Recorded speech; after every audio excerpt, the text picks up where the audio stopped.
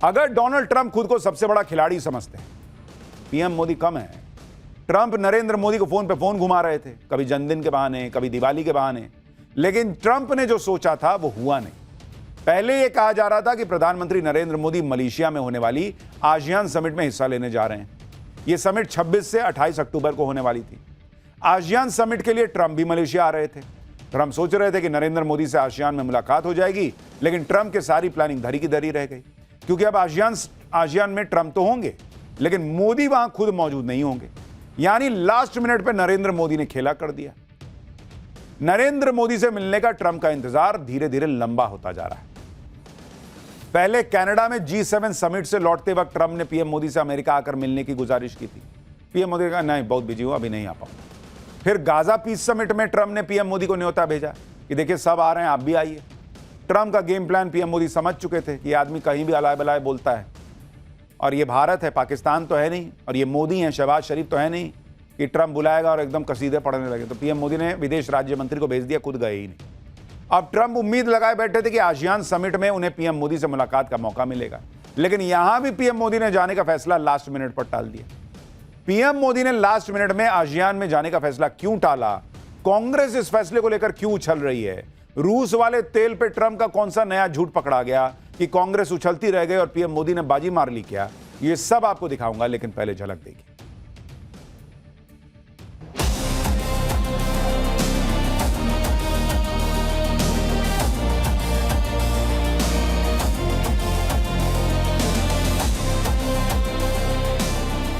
Spoke to Prime Minister Modi yesterday. They've been absolutely great. Modi is a great man. That he loves Trump now, and he's assured me there will be no oil purchased from Russia. I spoke with Prime Minister Modi of India, and he said he's not going to be doing the Russian oil thing. So.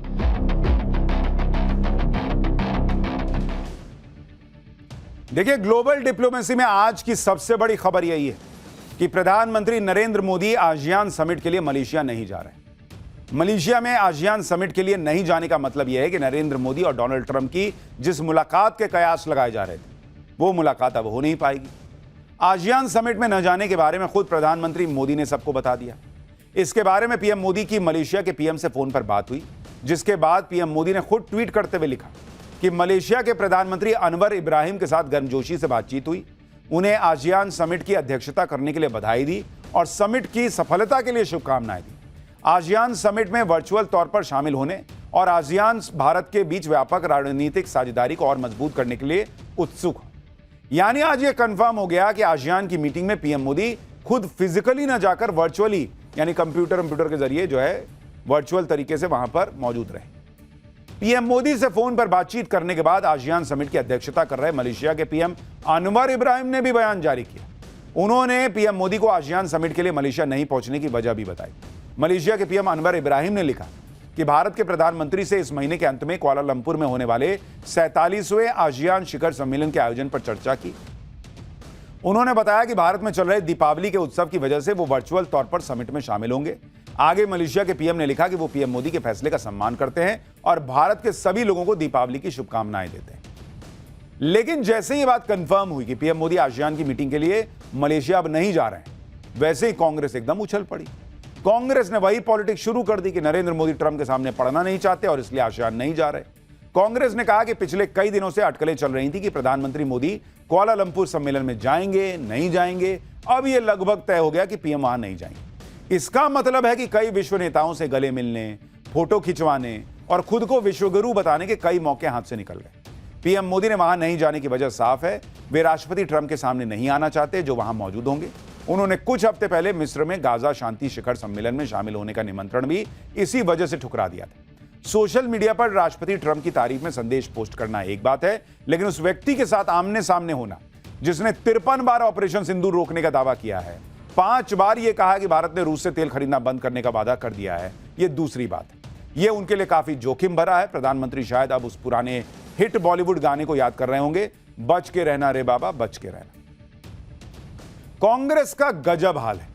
पिछले दिनों Gaza piece summit में जिस तरह से पाकिस्तान के PM Shahbaz शरीफ पूरी तरह Trump के सामने बिछे हुए थे, उसके बाद पूरी दुनिया समझ चुकी है कि पीएम मोदी बार बार ट्रंप को गच्चा क्यों दे रहे हैं।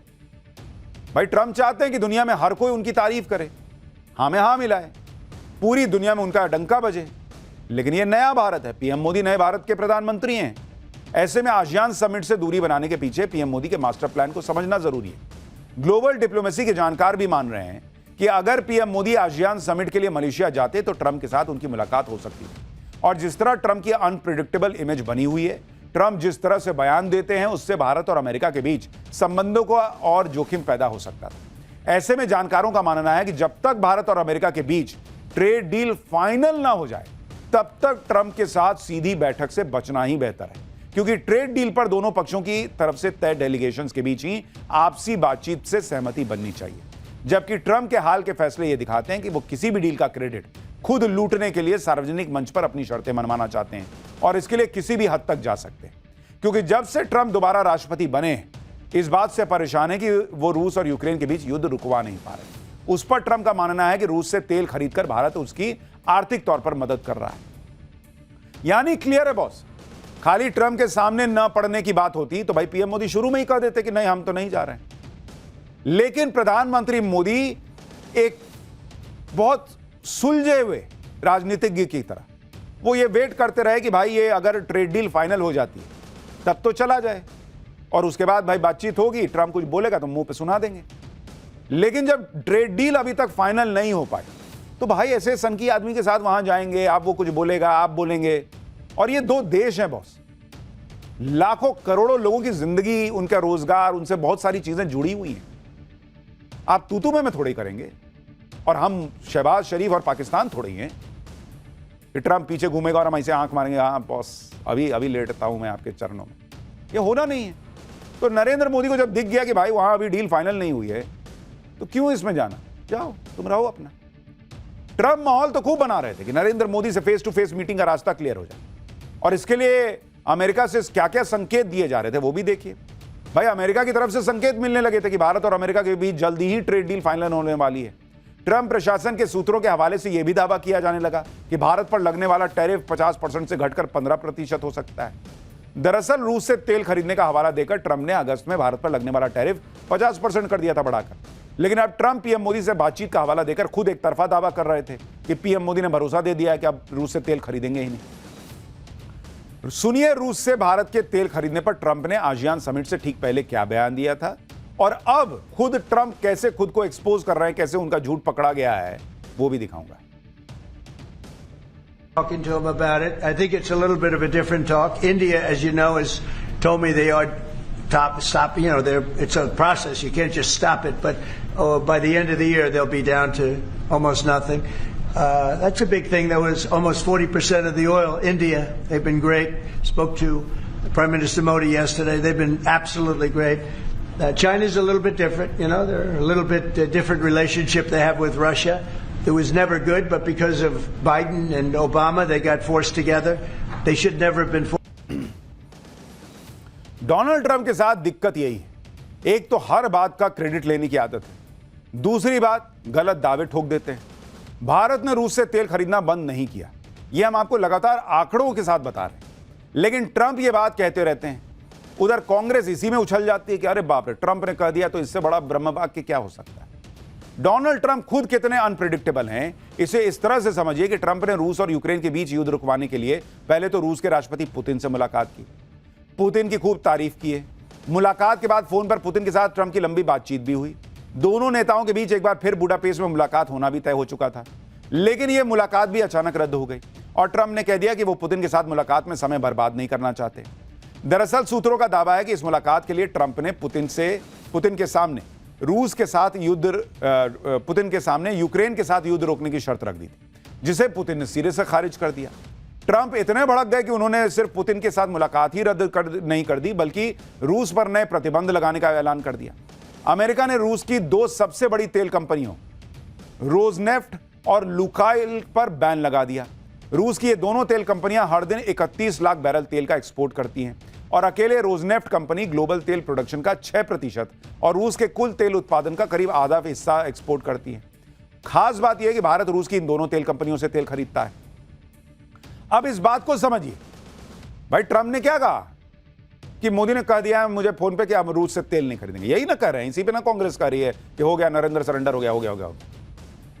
लेकिन आप इस बात को समझिए कि अगर भारत ने रूस से तेल खरीदना बंद कर दिया होता, जिस तरह के ट्रंप दावे कर रहे हैं और कांग्रेस उछल रही है, इतनी पॉलिटिक्स हो रही है, तो अगर भारत ने रूस से तेल खरीदना बंद कर दिया तो ट्रंप ने रूस की तेल कंपनी पर प्रतिबंध क्यों लगाया बॉस?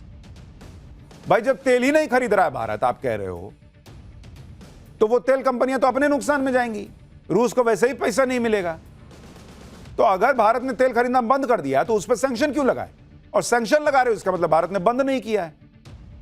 सीधा मतलब यह है कि भारत रूस से अब भी तेल खरीद रहा है और ट्रंप लाख प्रेशर करने डाल रहे हैं, लेकिन भारत को झुका नहीं पा रहे। इसलिए अब ट्रंप को रूसी तेल कंपनियों को टारगेट करना पड़ रहा है, क्योंकि मोदी तो सुने नहीं, माने नहीं। तो एक काम करते, तेल कंपनी पे ही सैंक्शन लगा दो। जहां तक रूस से तेल खरीदने की बात है तो भारत ने क्लियर कट कहा है कि देश हित ऊपर है, जब तक फायदा होगा खरीदेंगे, नहीं होगा जिस दिन फायदा उस दिन बंद कर देंगे।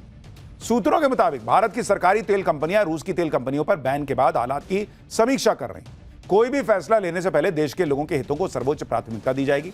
फिलहाल भारतीय तेल कंपनियों के तेल खरीद पर कोई असर नहीं पड़ेगा, क्योंकि भारत की सरकारी तेल कंपनियां सीधे रूस की तेल कंपनियों से तेल नहीं खरीदती, बल्कि यूरोप की उन मध्यस्थ कंपनियों के जरिए तेल खरीदती हैं जो अमेरिका के नए प्रतिबंधों के दायरे से बाहर है।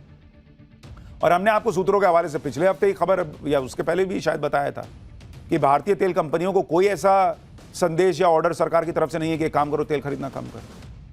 उनको एक ही संदेश है कि भाई आपका देश का हित होना चाहिए। हाँ, ये जरूर है कि भाई पहले रूस से तेल खरीदने में जितना फायदा हो रहा था अब उतना नहीं हो रहा है, तो आगे देखिए भविष्य में क्या होगा फायदा अगर उतना नहीं होगा तो। लेकिन रूस की तेल कंपनियों पर भी ट्रंप का बैन 21 नवंबर से लागू होना है। इसलिए फिलहाल भारत की सरकारी तेल कंपनियां 21 नवंबर के बाद आने वाले शिपमेंट्स को ही रिव्यू कर रही हैं और तेल सप्लाई पर कोई असर न पड़े इसके लिए पहले ही मिडिल ईस्ट और अफ्रीका में नए विकल्प ढूंढने शुरू कर दिए। लेकिन इतना तो क्लियर हो गया कि भारत नहीं रुका तो तेल कंपनी पे सैंक्शन लगाना पड़ा ट्रंप को। ट्रंप ने सोचा होगा कि रूस की तेल कंपनियों पर बैन लगाने से मोदी पुतिन बैकफुट पर आ जाएंगे और उनकी बातें मान लेंगे। लेकिन ये ट्रंप भूल गए कि अमेरिका ही नहीं, पश्चिमी देशों के तमाम प्रतिबंधों के बाद भी पुतिन पिछले 3 सालों से यूक्रेन के खिलाफ युद्ध जारी किए और इस बार भी ट्रंप के नए प्रतिबंधों का पुतिन ने अपने अंदाज में जवाब दिया। एक तरफ तो रूस ने यूक्रेन पर हमले तेज कर दिए, दूसरी तरफ पुतिन ने अपने न्यूक्लियर पावर का दम दिखाया। पुतिन की निगरानी में रूस ने जबरदस्त न्यूक्लियर ड्रिल की, जिसमें जमीन, आसमान और हवा में न्यूक्लियर अटैक की क्षमता को परखा गया। न्यूक्लियर ड्रिल के दौरान रूस की इंटरकॉन्टिनेंटल बैलिस्टिक मिसाइल और घातक क्रूज मिसाइलें टारगेट की तरफ उड़ान भरती नजर आईं। रूस ने दावा किया कि ड्रिल के दौरान उनकी सेना ने सभी टारगेट्स पूरे कर लिए। तो यानी यहां पर ट्रंप का मामला कमजोर दिखा।